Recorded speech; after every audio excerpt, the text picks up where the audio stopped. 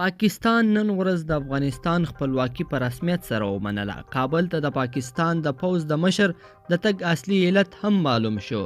جاوید باجوا د افغانستان د خپلواکۍ باره کې ولسمشر غني او عبدالله ته تازه څه ویلي دي، دلته په دغه ویډیو کې راسره کتلی شئ. لیدونکو سلام، وخت مو په خیر. باجوا وایي پاکستان د خپلواک او ولسواک افغانستان او جمهوریت ملاتړ کوي. د پاکستان لوی درستیز جنرال قمر جاوید باجوا له ولسمشر غني سره په لیدنه کې ویلي دي چې پاکستان د خپلواک او ولسوال افغانستان او جمهوریت ملاتړ کوي.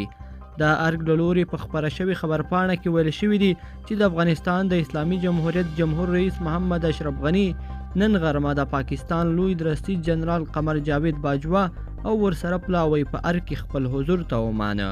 په خبرپاڼه کې زیاته شوې ده چې د پاکستان لوی درستیز او ورسره پلاوي ته د ښه راغلاست ترڅنګ به په دغه کتنه کې د سولې پروسې له دغې پروسې څخه د پاکستان د ملاتړ او په دې اړه هم بحث او خبرې وشوي چې د دواړو هیوادونو خاوره به د یو بل پر ضد نه کارول کیږي. همدارنګه د پاکستان لوی درستیز جنرال جاوید قمر باجوا کابل ته په خپل سفر خوښي وښود او ویل هیواد د خپلواک او ولسواک افغانستان او جمهوریت ملاتړ کوي.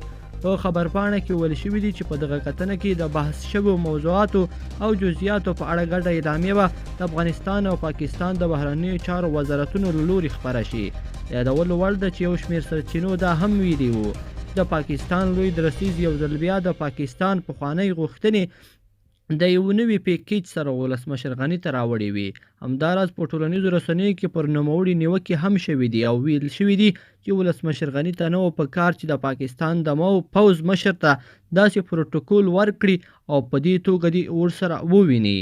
لیدونکو په دې هیله چې دا ویډیو به ما راسره تر پایه پورې کتلی وي.